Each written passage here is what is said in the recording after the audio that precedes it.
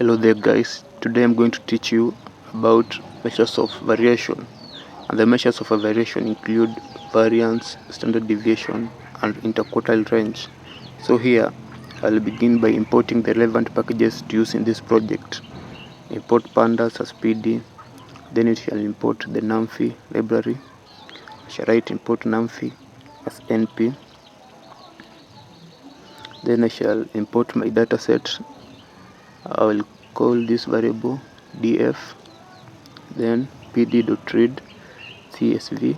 So I'm importing a csv file to my project.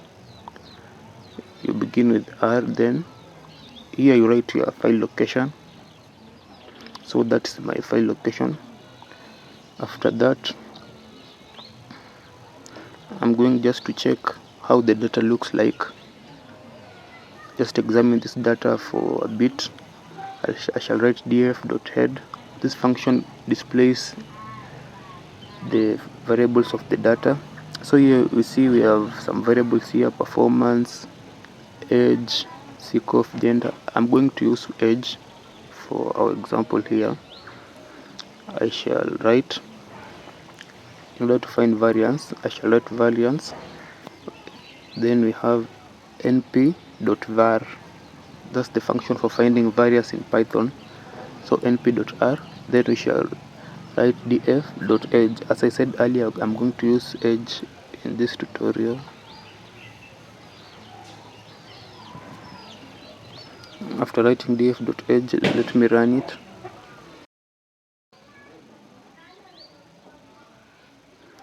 Let me print the variance.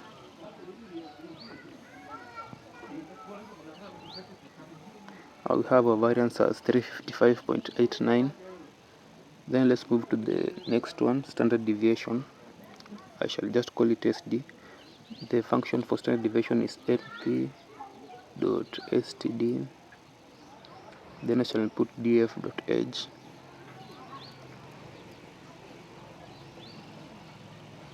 After running it, we shall obtain the standard deviation. By the way, in Jupyter notebooks, it's not a must to write print. You can just write SD and you'll see the output. So here we have our standard deviation as 18.86. Now we are remaining with only one measure of central tendency, that is interquartile range. Measure of variation, that is interquartile range, and the interquartile range is calculated by subtracting q2 minus q1. q2 is the 75th percentile and q1 is the first percentile. So let us find those ones. The function is p.percentile. Then you write the variable.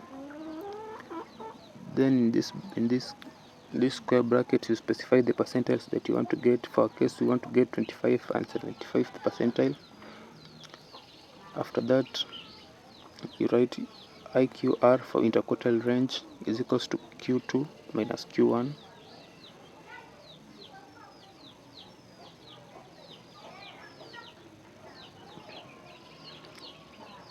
Then we shall print IQR.